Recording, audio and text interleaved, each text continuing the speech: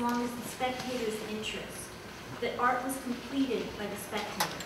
This upsetting of the hierarchy of artist and viewer posits an engaged as opposed to passive audience. Art at the service of the mind, as opposed to aesthetics, is what brings Duchamp sustainably into the future, why so many movements were primed by that pump. Organisms make predictions about and adapt to their niche in the world. So, when I was young, Picasso was synonymous with art, a household word, and who could have predicted that he would be totally eclipsed by Duchamp? There are examples from the past where the future surprised us. Sustainability is not only environmental, but a conceptual issue. I anticipate a future that supports an expanded field of culture, activism, and design that relocates art to the people.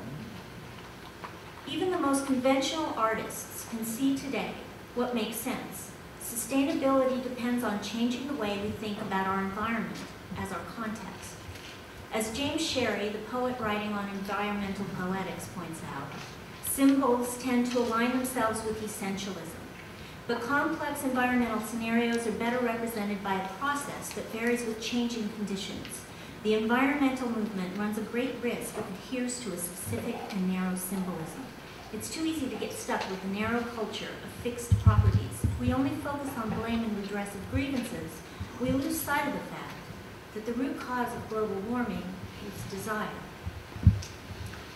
I foresee an audience who seeks something akin to Adrian Piper's indexical present, to be brought into direct and immediate relation to the art object, peeling away layers of self-deceptive conceptualization that mediate and obscure our relation to others and prevent recognition of our common humanity. Piper, by the way, has made equal contributions in the fields of philosophy, art, and Vedanta. The future art may be made by people in other fields.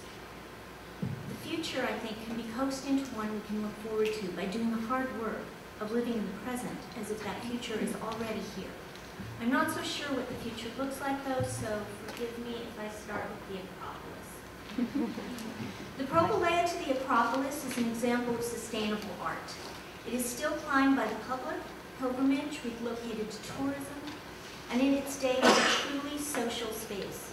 As one climbs the stairs, perhaps the first public painting gallery on the left comes into view anamorphically, and entering the top, one is confronted by a 30-foot Athena Promos, which, like the Statue of Liberty, can be seen by sailors. Each year, the Panathenaic procession took place. Much more than a parade, everyone participated, coming from the cemetery outside the gates of the city through the town.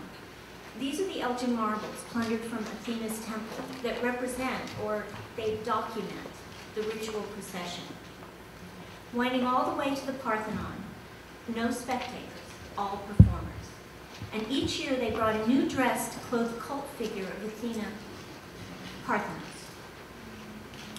The youngest girls from a community of women who've been weaving all year hand over the garment to the mayor in a rite that includes the entire community. I'm not sure how they got the dress on her, but I do know the reconstruction of the Acropolis after the Persian War was the first fully democratic civic works. All workers were paid the same wage, from the sculptors and architects to the guys hauling stone up the hill. And when one young worker died in an accident, all the work halted. And Phidias, the sculptor of Athena and the friezes, dedicated a figure to him that stood in the place where he died, just inside the entryway. And the Dionysia was held annually. All citizens attended plays and voted the best each year by the audience, sort of like American Idol, except this was Aeschylus, and Sophocles, and Euripides.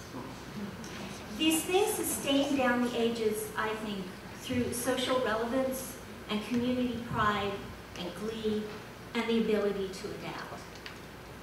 So how did we get here?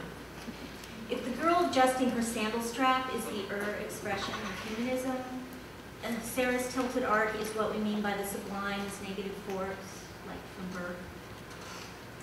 Workers complained that the steel wall blocked passage through the plaza. A public hearing voted the work should be moved. Sarah argued that to remove site-specific work is to destroy it. So they did, and replaced it with open space and a seating suite. The art world called it censorship, but the working people of the plaza call it a park. In one possible future, Richard Serra may not be known as an artist, but is the catalyst for changing public policy on inclusion of community input in public art. Path of Stars references the Hollywood Walk of Stars. But here, 21 compass medallions are a living record of outstanding ordinary people. For instance, Augusta Troup in the 19th century was a typesetter who advocated equal pay to women and organized the first women's typographic movement. Jochen Gers engraved the names of all 2,146 German Jewish cemeteries from before World War II on paving stones secretly removed from the square in front of the provincial parliament. The stones were replaced, inscribed side down, so inscription is invisible. A sustainable art, I think, is possibly made by artists who take to heart Adorno's dictum, that it's obscene to write poems after Auschwitz. And this is what that might look like. A lead column accompanied by a steel stylus so one can inscribe into the soft lead. A plaque invites visitors to add their names to commit to remaining vigilant. As names are added, it's slowly lowered into the ground over a 7-year period. Having disappeared completely, the plaque entreats, it is only we ourselves who can rise against injustice. And the artist later said, participation of the public creates the monument. Without interaction, the monument would be just a statue. So I think monuments are sustainable and statues, not so much. James Lee Byers stood atop public buildings dressed in red and called out common German names like Hans or Marie through a golden megaphone. When your name is called, focus shifts from art to passers-by and becomes personal. He dropped tiny slips of paper printed with O as a question from the rooftop across from the Museum of Modern Art, and hand-gifted a single sheet printed with 100 questions to those willing to follow directions to a forest that transforms sight into place. It's just a piece of paper, but they are no less than a social contract between artist and audience. On the site of an old gravel quarry, the planting by volunteers of 11,000 pines is by definition sustainable, ecologically and socially. Volunteers were each given inheritable certificates valid for 400 years, which grant responsibility for the stewardship of one tree. Jo Hansen's personal act of sweeping the sidewalk in front of her house grew into a public art practice and citywide anti-litter campaign. She was a San Francisco Arts Commissioner for 6 years, supporting underrepresented artists.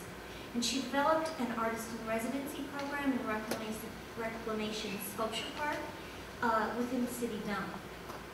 On the left, you can see Susan Steinman's River of Hopes and Dreams, and 2,500 school children visit yearly. And if you live here in the Bay Area and haven't been there, go on a tour. It's exactly what I'm talking about.